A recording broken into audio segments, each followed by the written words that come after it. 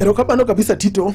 Kono kasef mtani ni en gima obiro nikeche gik mwaseneno i energy sector ka.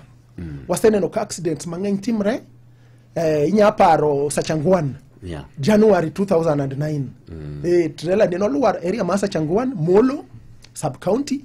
To jok mang'eny kabisa nodhi okakoro gidhi chodho mafuta kagikao. Kanyo nwa lose dhano, jok mawid noito gimangin dhano machopo 111. Makita sami kalo area mar Sachangwan kanyo, inya neno kawan kode tombstone momo ket kanyo, makanyo no yiki dhano, prabiro gaboro. Aya, kibiro 2011, higa mare Elfarioga Pagachiel, inya paro area mare Sinai, Nairobi kai. Yeah. Ntie pipeline kanyo. Koro pipe monti mokalo kanyo, koro pipe no burst because of pressure. Dhano no chako choto mafuta, dhano biro to tuomo, dhano tuomo. Tinge dhano kian mafuta en highly flammable, ilongo highly flammable. Onya mako mach piyo. Onyalo muoch piyo. Koro dhano ne ringo kodo tere utegi, especially Sinai Islam. Pipeline no kalo but Sinai Islam. Jok mang'eny ne ringo kode katiri utegi. Kara gi kian fume no, sami wuotho kode tere otiduogo. Fume no loso line. Koro ng'ato nodhi kode ode, to oyudo ka joko sechiwo koro chwako chai. Koido ka mach neno mako fume no bowoki ot a distance mar around 400 meters both nyaka kuma pipe nontie. Jok ma nentie along the way kaduto te mach no ne consume. Neno lose dhano mang'eny kabisa mokalo 100. Jok mang'eny manene kod injuries.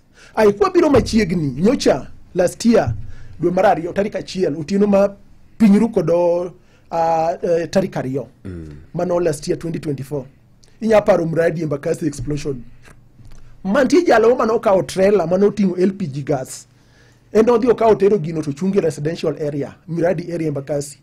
Kachopo di enoto tama mariji. Yeah. Dhano biro kod cylinders, dhano biro ng'en kore en use, and there are riemba, ing'eni nyiedho piyo. Kori use, ibiro ko cylinder mari ithinyo ni. Ibiro ko cylinder tithinyo ni. Ting'en mano is dangerous. Okinyal golo cylinder discharge from the truck.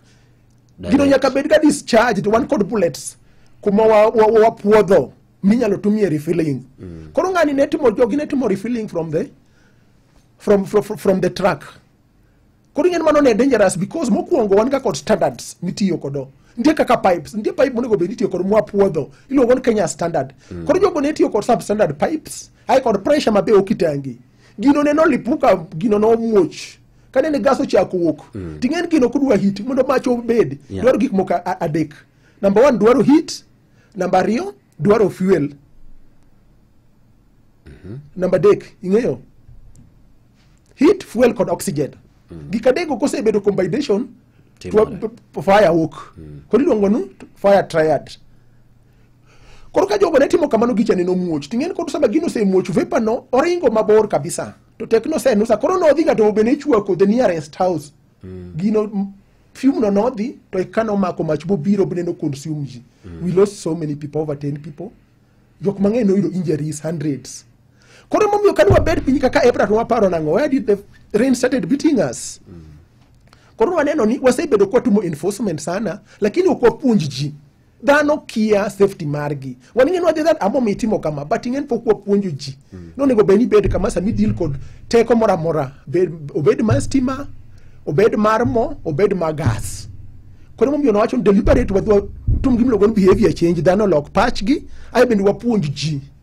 Mondo koro dhano we timo gigi, because mwando ka dhano pod meda timo gigi. Okay. Momiyo wacho ni wadwa dhi mashinani, mondo wanyisi jopiny kako nego ben gibede, momiyo ka safe mtani. Mondo kin mtani tibedo safe. Koro watiyo kod language mar mtaa. Ka safe mtani, because wadhi komonu mwananchi, wadhi gwenge te. Okay. Yes.